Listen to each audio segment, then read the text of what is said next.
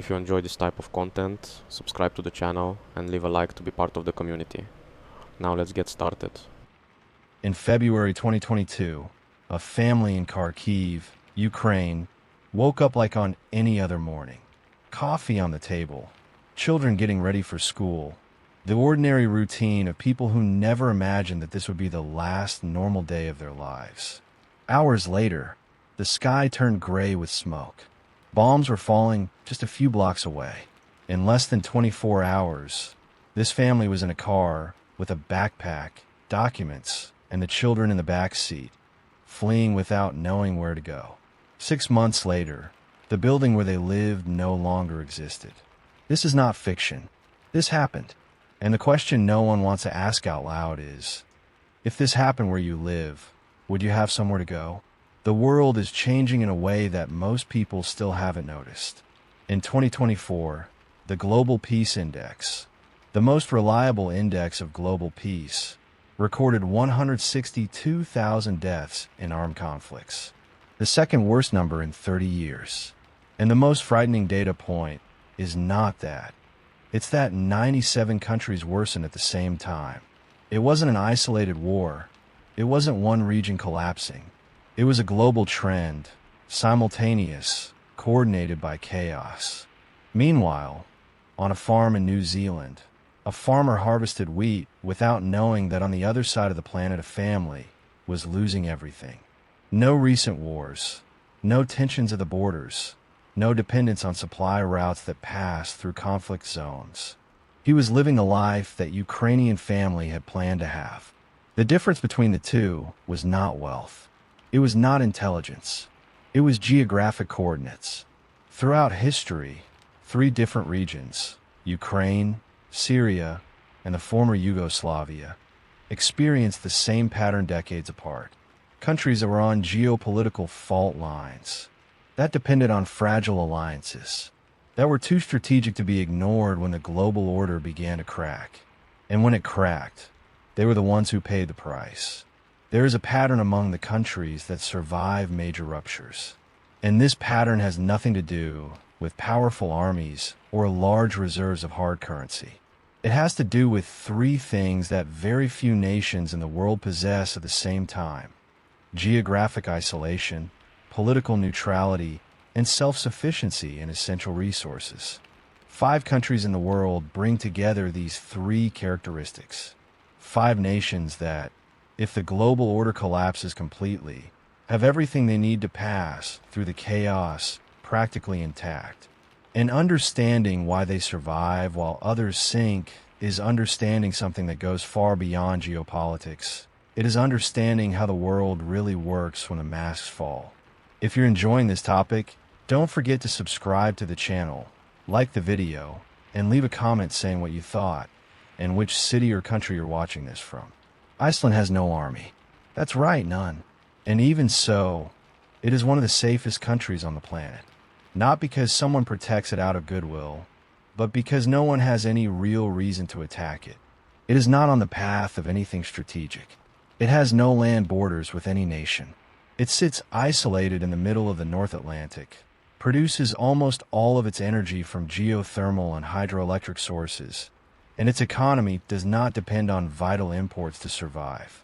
If the world collapses tomorrow, Iceland simply keeps functioning. This is the most counterintuitive and most powerful concept in survival geopolitics. The safest place in the world is not the strongest. It is the one no one wants to take. Call it strategic invisibility. Countries that are not supply routes, that do not hold resources other nations need to control at any cost, that do not serve as bridges between rival powers. These countries simply do not enter the chessboard. And when the board catches fire, they watch from afar. New Zealand operates under this logic with an additional and concrete advantage. It produces enough food to feed 4 times its own population. Wheat, meat, dairy, fruit, all in surplus. If global maritime routes shut down, if ports stop, if international supply chains completely break down, New Zealand will not go hungry. And its distance from any major center of power is not a geographic disadvantage. It is its greatest protection.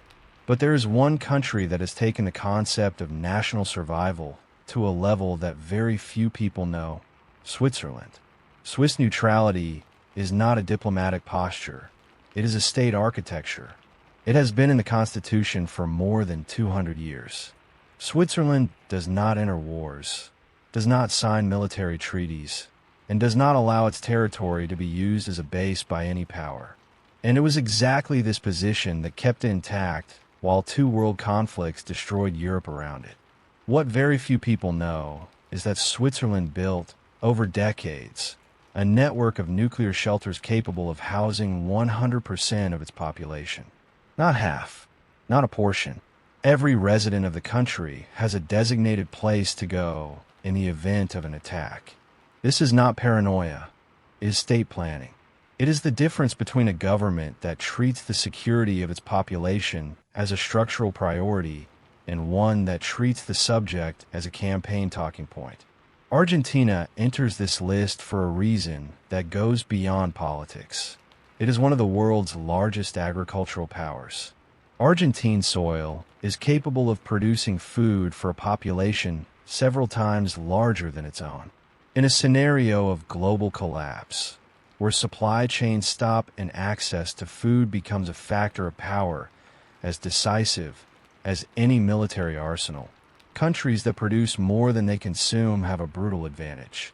And Argentina is far enough from the main axis of geopolitical tension to not appear as a priority target for any major power. Chile closes this group with a characteristic that any experienced general in the world understands immediately. It is almost impossible to invade. To the east, the Andes mountain range forms a natural barrier of more than 4,000 kilometers. To the west, the Pacific Ocean. To the north, the Atacama Desert, one of the driest places on Earth. To the south, Patagonia.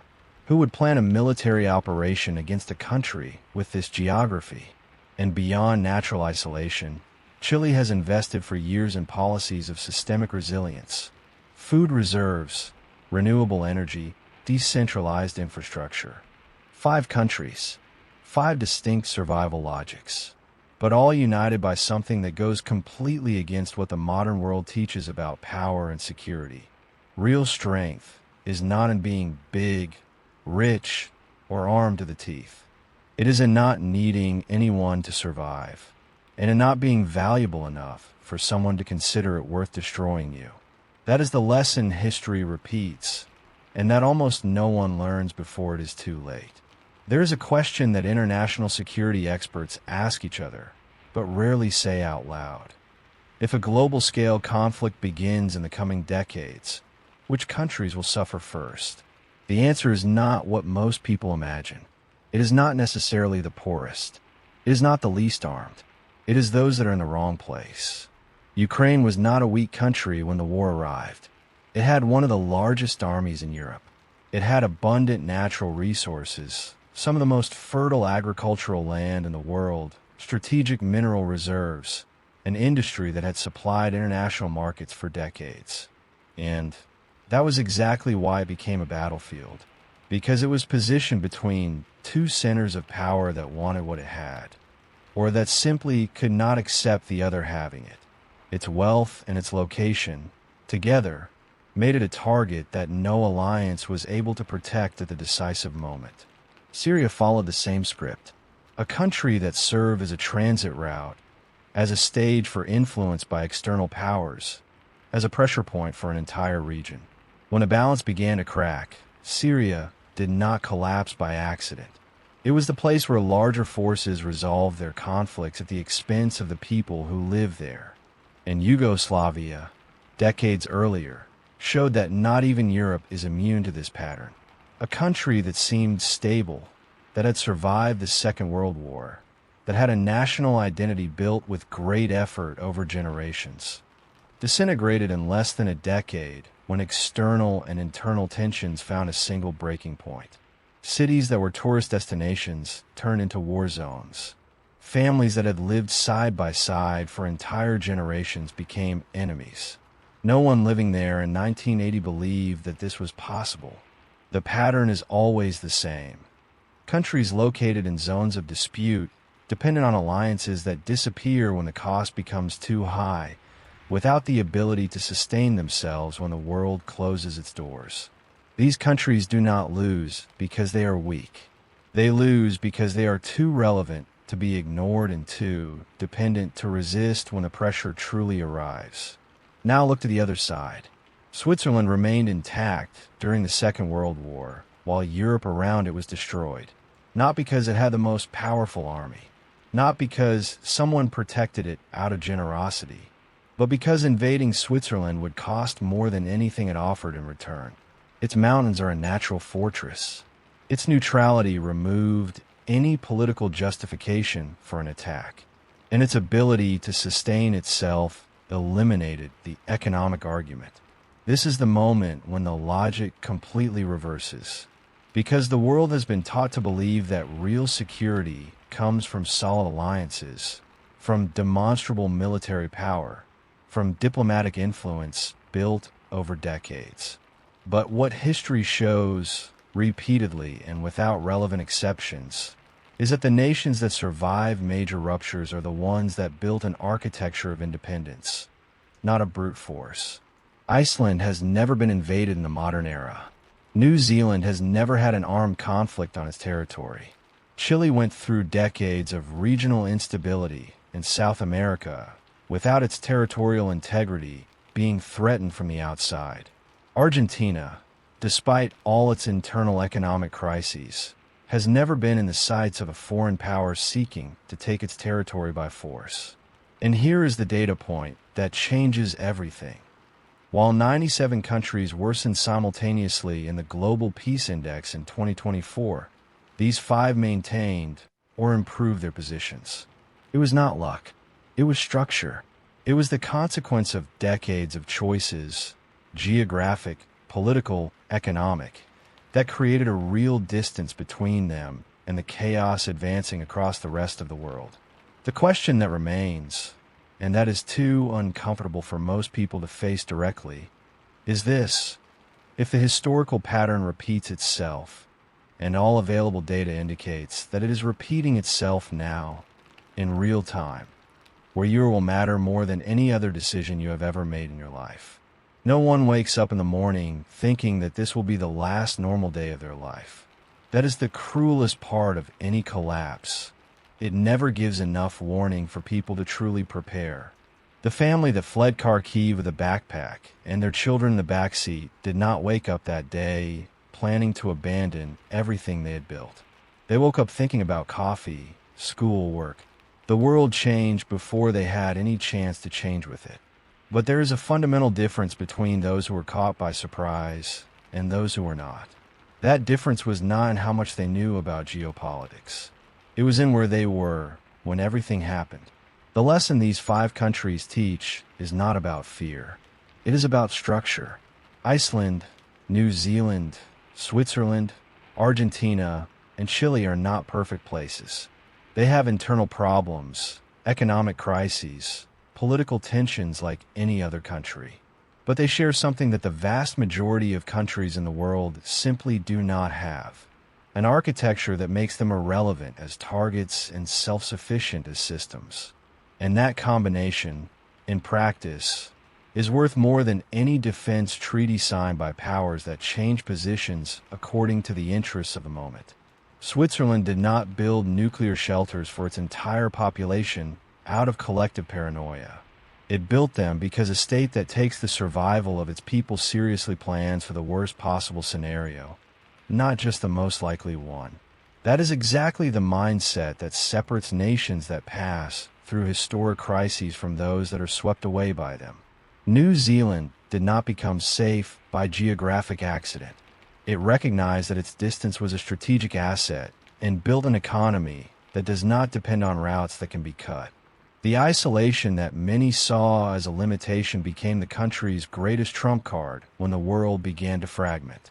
Chile did not invest in systemic resilience because it feared a specific attack on the horizon. It invested because governments that think beyond the next term understand that long-term stability requires decentralized infrastructure, real reserves, and consolidated energy independence.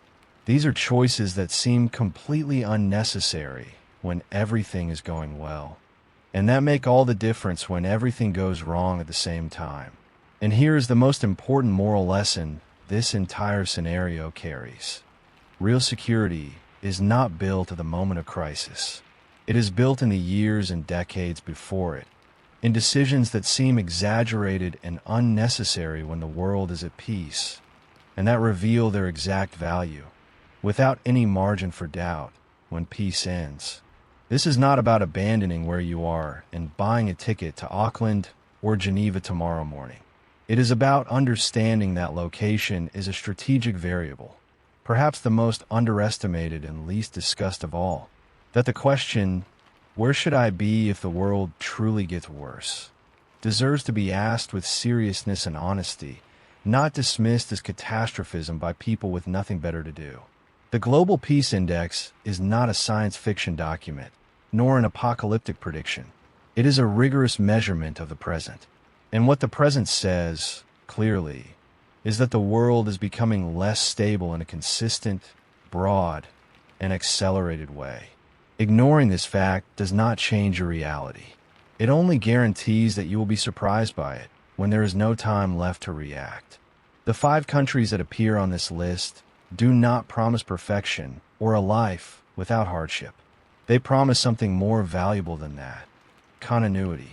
The real ability to pass through chaos without being consumed by it. And while much of the world debates who will win the next major conflict, these 5 have already answered the most important question of all: how to stay out of it. If you made it this far, you already know more about survival geopolitics than most people around you. Don't forget to subscribe to the channel, like the video, and tell us in the comments what you thought and which city or country you're watching this from.